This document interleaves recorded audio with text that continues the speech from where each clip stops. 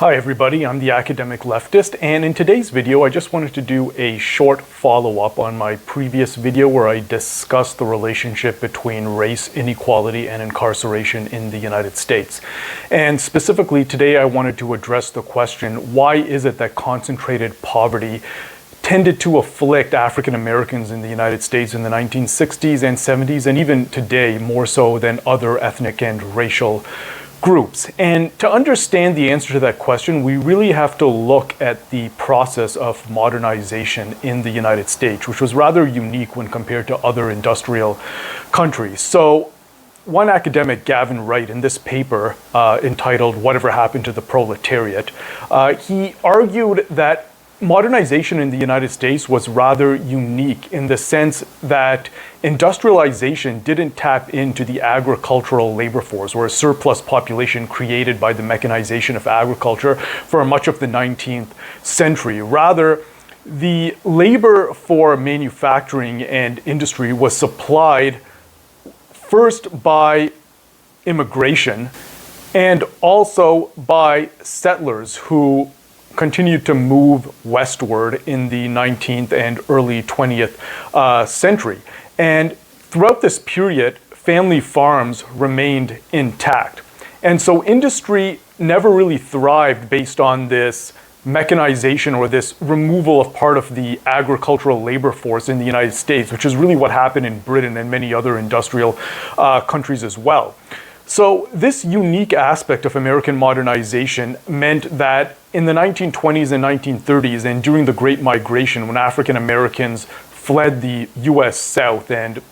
settled in northern cities as a result of the mechanization of agriculture, as was mentioned previously, they really didn't find very much room available for them in industry in northern cities. Industry had already absorbed much of the labor force, either through, as I mentioned, immigration or by American settlers who had already previously expanded and came to settle in northern urban areas previously. So a large segment of this African American population that had fled from the South and settled in the northern cities found themselves unemployed or without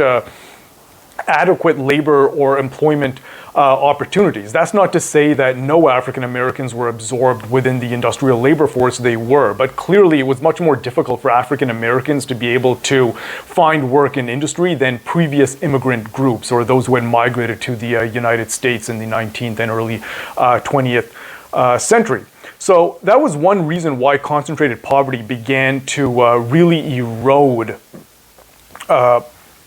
the opportunities for African Americans. Now, the second aspect here has to do,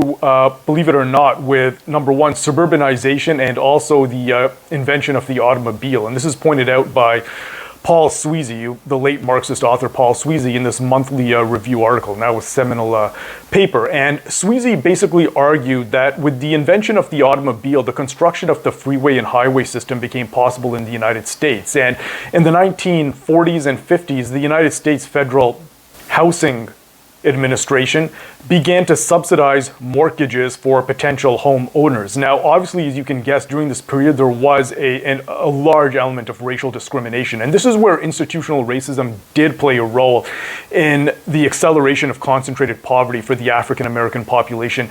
in the United States. As African Americans began settling in northern cities as a result of the Great Migration, they not only found that they didn't have the same opportunities for industrial employment as previous immigrant groups or American settlers in the past, but they also found that a number of American whites began fleeing to the suburbs, which were now being constructed, and which, because of the invention of the automobile, the construction of the highway and freeway system, and because of subsidized mortgage loans, meant that they were able to quickly leave and exit these what were now decaying urban areas. Now, as a number of progressive politicians were being elected in the 1950s and 1960s as well, they found that when they tried to implement progressive policies and implement through higher taxation, really, a large segment of the voter base, particularly white Americans, again began to flee to the suburban areas. Now, the African American population generally found themselves trapped within these deteriorating urban areas as a result of this. And obviously, white flight tended to then stimulate capital flight, and capital flight then in turn also tended to stimulate additional white flight. And so African Americans found themselves trapped in these decaying urban areas in northern cities where you had minimal employment opportunities, where in the 1960s and 70s you then began to have this trend towards deindustrialization as profit rates fell as a result of accelerating competition from German and Japanese manufacturing firms. And as a result of this, concentrated poverty also began to erode the informal and formal checks that usually prevent crime from spiraling out of control. And as African Americans found themselves trapped within this section of decaying northern cities, crime began to erupt, and the erosion of informal and other social controls, and the erosion of educational opportunities as a result of a declining tax base, meant that you had a proliferation of unemployment, and you also had, as I mentioned in a previous video, the emergence of a number of illicit trades that require a great deal of violence to attempt to regulate. It also meant that there were African American men generally weren't able to marry and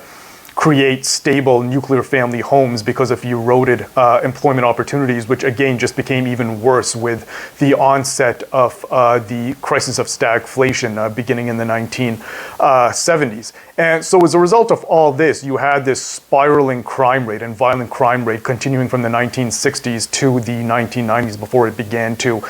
decline. Now, the important point to keep in mind here is that contrary to what a lot of conservative analysts point out, that it was the decline of the nuclear family home that led to this huge increase in violence and other forms of behavior within African American communities in northern cities. In fact, the erosion of the nuclear family has to be viewed as a dependent variable here. It was the decay of employment or the erosion of employment opportunities, the unique fashion in which American modernization had been shaped, as I mentioned, and the erosion of informal and social controls, and later on, of course, the drug war that contributed to the erosion of the African American family. Now, the other thing I should point out is that the drug war did contribute to this. Now, I mentioned in my previous video that according to scholars like Michelle Alexander, the Reagan administration declared war on drugs in the early 1980s. Now, she is referring to certain novel aspects of the war on drugs, but in fact, the war on drugs was officially declared by the Nixon administration in the 1970s. And this was done likely because there was this increase in recreational drug use taking place in the 1960s throughout the early 1970s as well. Now, what's interesting is that Nixon's domestic chief policy advisor mentioned in an interview in the 1990s that Nixon did have ulterior motives for, declaring the war on drugs, namely that recreational drug use tended to be concentrated among anti-war leftists and the African American population, two groups that Nixon viewed as being, essentially enemies to his agenda in terms of fighting the Vietnam War and, also, not implementing the progressive policies that African Americans would have needed. How much of that is true, we really don't know. But the war on drugs was declared by the Nixon administration in the 1970s. Nixon did create the Drug Enforcement Agency and provided a great deal of federal funding for agencies involved in the war on drugs. And then later on, Reagan, when he came to power, he implemented a number of drug laws that discriminated against the African American population, namely some of his drug laws that tended to have very harsh minimum sentences for people who were found in possession of 5 grams of crack cocaine, which again led to the erosion of stable working class families in predominantly African American neighborhoods during this time, which then again, contributed to the rise of illicit trades and again contributed to this to the breakdown of social controls and this huge increase or spike in violent crime. So, anyways, all of that is to say that there was a combination of political economic factors and institutional policies and programs that had racist outcomes, even if the intentions weren't necessarily racist. And the drug war certainly did play a role in that, but it should be mentioned that the issue of concentrated poverty and why it afflicted the African American population really is more of a political economy issue than just pure institutional racism or the nefarious racist